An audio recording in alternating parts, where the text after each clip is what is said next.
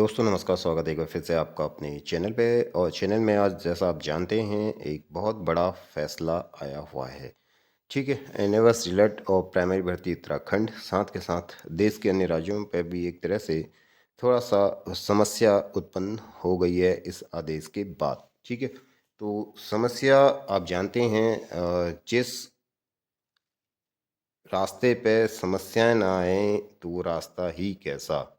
ठीक है, आपने देखा होगा साथियों, आप बहुत अच्छी तरह जानते हैं हनुमान जी के सामने भी कौन सी समस्याएं नहीं आए। ठीक है, लंका पहुंचने तक, लेकिन अंततः वह लंका पहुंच ही गए थे। ठीक है, उसी प्रकार आप देखते हैं, एक समझने का बात है ये। तो रास्ते में समस्याएं हमेशा आती हैं, चाहे वो रास्ता सुप्रीम कोर्ट में का बहस वाला आपके सामने आ जाया था वो हो, या कोई भी अन्य रास्ता हो। ठीक है, समस्याएं हर साथ खड़ी रहती हैं और उनका निवारण भी होता है। तो यहाँ पर भी साथियों यह एक तरह से कुछ समस्या उत्पन्न हुई है, और ये बड़ी, मतलब एक तरह से आप कहेंगे अनएक्सपेक्टेड है ये। ठीक है, एक अचानक से उत्पन्न हुई है, जो इसी मंथ में अचानक से ये हो गई है 7 नवंबर के बाद।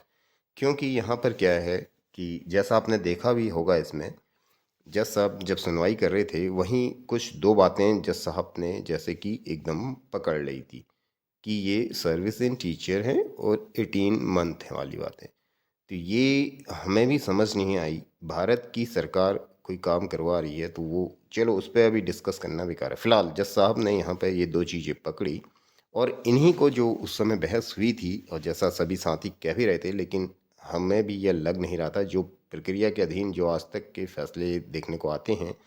और आप ये भी देखेंगे, ये फैसला 7 तारीख को सुनवाई हुई थी और आज 28 हैं, यानी 21 और 7 होता है 28। यानी आप देख लीजिए 21 डेज में यह फैसला आ गया।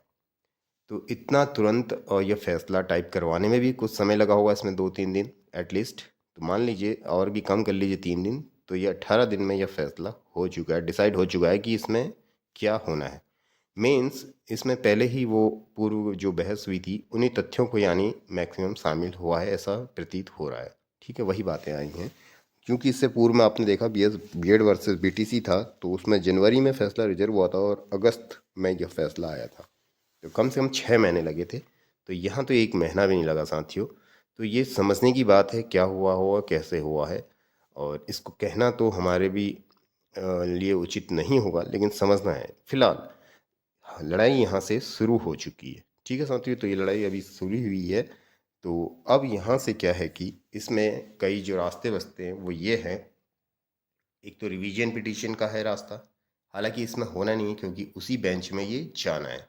इसमें कुछ होगा एक्स्ट्रा या ऐसा कोई हम उम्मीद करें, ये तो मुझे सही नहीं लगता फिलहाल, लेकिन एक रास्ता है कि रिवीजन इसमें डाली जा सकती है। दूसरा है कि फिर से इसको फुल बेंच के सामने ले जाया जाए। ठीक है, फुल बेंच का मतलब यही है क्योंकि ये एक महत्वपूर्ण विषय है, लाखों लोगों के जो भविष्य से जुड़ा हुआ है। तो कहीं ना कहीं ये रेफर उधर हो जाएगा। ठीक है, हो सकता है ऑन रिक्वेस्ट में भी।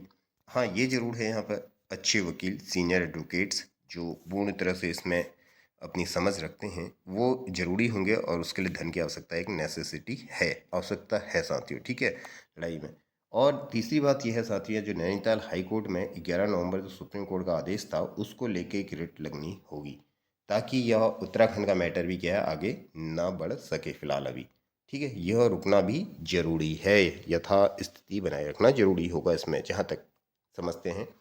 और उसमें एनएवएस की कोई बात ना आए, केवल ये आए कि वो जो कोर्ट का आदेश है 11 नवंबर का, वो जो यहाँ पर है किस संदर्भ में आपको है पता, जैसे अभी बीएड, ताकि बीएड वाला वहाँ पे इशू है, तो वो अभी उस नाम वो जो फैसला भी अभी क्या है, जीवित है। ठीक है, साथ के साथ आज का भी है अभी, दोनों बातें हो गई। तो वहाँ पर उसको रोक के ये हो जाएगा, यहाँ पर प्रक्रिया भी ये रुक जाएगी जब तक कि कोई अदर आगे फैसला ऐसा कुछ नया ना आ जाए।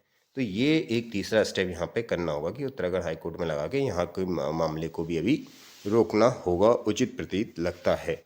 ठीक है, अगर एनओस के साथ इसमें आगे कुछ और आगे की प्रक्रिया को चाहते हैं कि यथास्थिति रहे। और बाकी सुप्रीम कोर्ट में यह फिर से एक जो है इसको चुनौती यानी चैलेंज जो करना पड़ेगा अपील। ठीक है, SLP जो भी कहिए आप वो लगानी पड़ेगी। जो भी प्रक्रिया होती है आपको वो तो सीनियर एडवोकेट्स बताएंगे, तो वो यहाँ पर लगानी पड़ेगी ताकि क्या है और फिर से इस पर सुनवाई सही तरीके से हो पाए। और कंडीशन यही है उसका फ़ायदा, जब यहाँ पर अच्छे वकील होंगे उपस्थित, ताकि वो जज साहब को समझा सकें सारे तरीके से, ठीक है, पॉइंट्स को।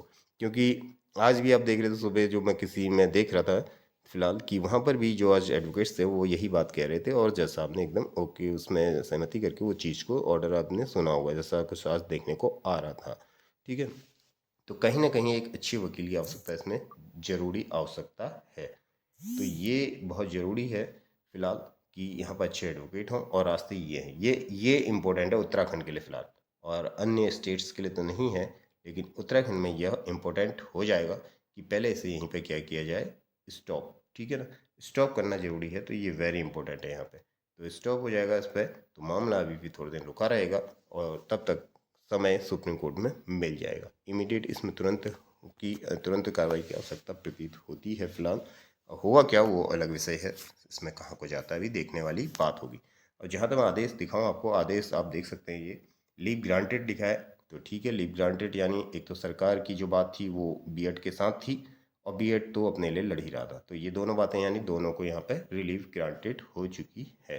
यानी सरकार कह रही थी हम इनको नहीं ले सकते हैं, बीएड को लेंगे, ठीक है, तो वो बात हो गई। दूसरा बीएड स्वयं के लिए गया था, तो बीएड वहाँ पर ठीक है उनको दिया गया है एक तरह से क्लियर। तो वो भी मैंने जजमेंट पूरा देख नहीं पाया हूँ, जल्दी थी, समय का अभाव है थोड़ा सा, आप देख रहे होंगे वीडियो भी नहीं आ पाए।